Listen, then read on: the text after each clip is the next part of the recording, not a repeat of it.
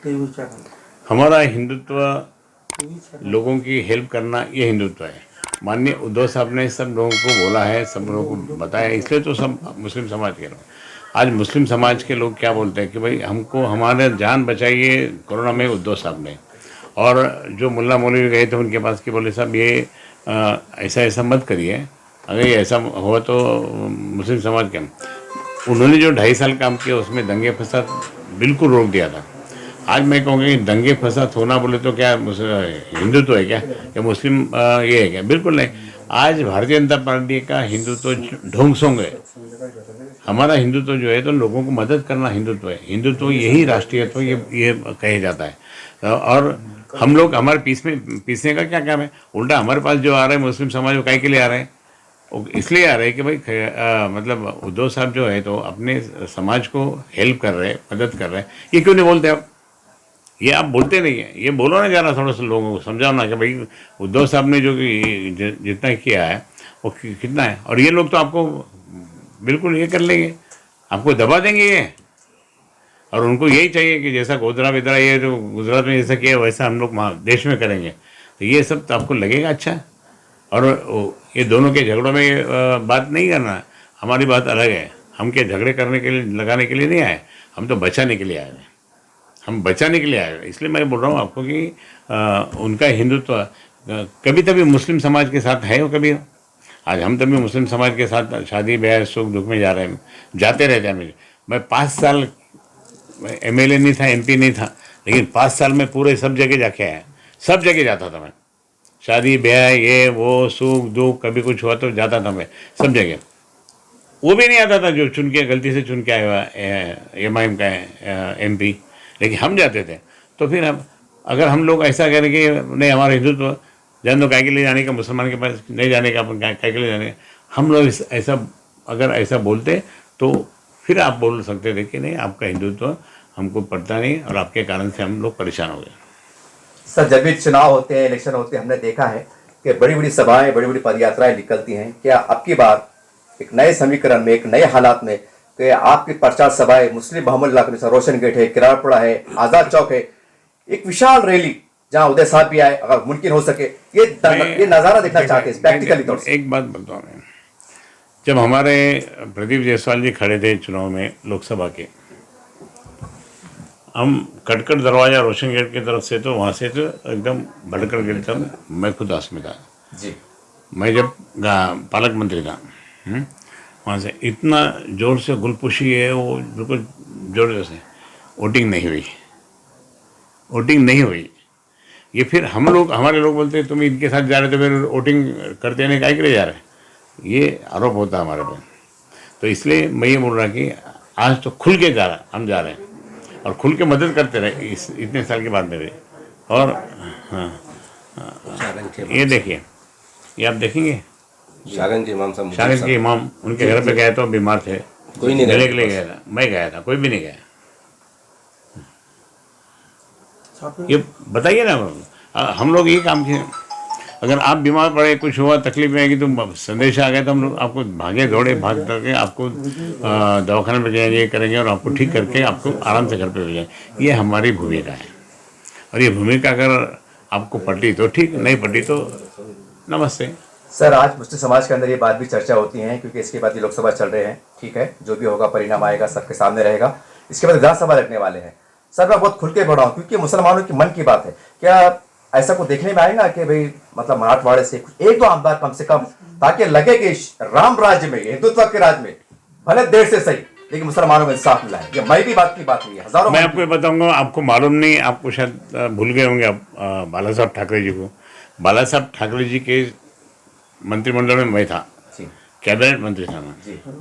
और साबिर शेख नाम के हमारे, वो भी कैबिनेट मंत्री थे कल्याण के। ये मालूम है कि नहीं आपको? जी मालूम है। हाँ, तो मालूम है तो फिर ये क्यों नहीं बोलते आप कि उस वक्त तो मजबूत से हिंदुत्व वाला सरकार था।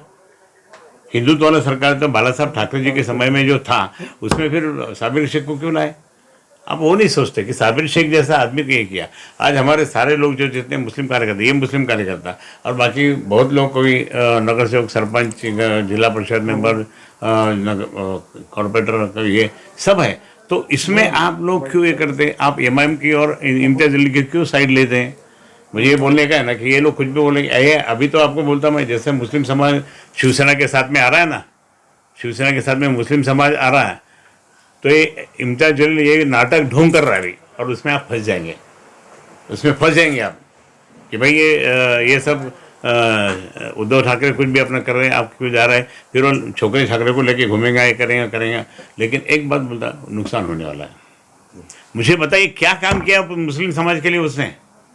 आपको मालूम है उस वक्त उनका मर्डर होने वाला था, राम जन्मभूमि के जब चला था ना उस दिन, जी जी उनका मर्डर होने वाला था। ओपनली बोला मैंने उनको, एक बार प्लेन में मिले मिले, देखो तुम बच गए भैया, नहीं तो तुम तो जा रहे थे। ओ बोले साहब, दूसरी पार्टी उसको मारने वाली थी, जो भी उसकी पार्टी उसके खिलाफ वाली पार्टी है, और वो करने के वो डर के फिर वो मंदिर में घुसा, और फिर बोले मैं मंदिर बचा रहा। मंदिर बचा रहा नहीं, वो खुद की जान बचा रहा। खुद की जान बचाने के बाद में आपको बताता क्या हुआ, एक भी मुस्लिम आदमी ने एक भी पत्थर नहीं मारा मंदिर पे। ये ताजुब की बात है, मैं बोलता हूँ, एक भी पत्थर नहीं मारा मंदिर पे, क्योंकि उनको मालूम है कि कल रामनवमी है, और रामनवमी के इसमें पूरे देश भर में दंगे फसाद हो जाएंगे। फिर ये इतनी सोच, बड़ी सोच भी मुस्लिम समाज के पास है, वो हमारे विश्वास में है जी। इसके बोलता हूँ। हो गया, अभी बोलो और क्या? सर ये है कि 5% मुस्लिम आरक्षण, मुझे काफी लोगों ने कहा था कि अगर आप खरे साहब के पास कभी गए चुनाव के अवसर के पर, ये बात जरूर सरकार, मैं एक बात बोलता हूँ, पहले तो चुनाव होने दीजिए जी। चुनाव में अच्छे रिजल्ट आने दीजिए, हम लोग कुछ ना कुछ कोशिश करते रहेंगे, क्योंकि अभी मराठा आरक्षण भी पूरा हो रहा क्या है, क्योंकि उसके बहुत नियम भी हम परम पूज्य डॉक्टर बाबा साहेब अम्बेडकर ने जो घटना लिखी हुई है, वो घटना के साथ में काम करना पड़ेगा।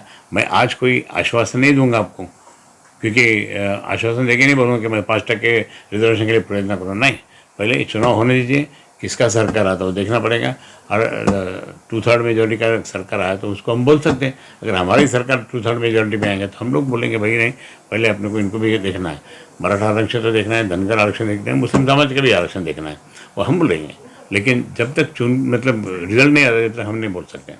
सर ये आखिरी सवाल ले लेता हूँ। आज हमारा सर्वे सर, आज औरंगाबाद के अंदर अपने आउट जटवाड़ा, मिटमिटा और नारेगांव, यहाँ मुसलमान 7-8 साल से 10 साल से लड़ रहा है सर, कब्रिस्तान की लड़ रहा है, और 2 ईदगाह की जरूरत है।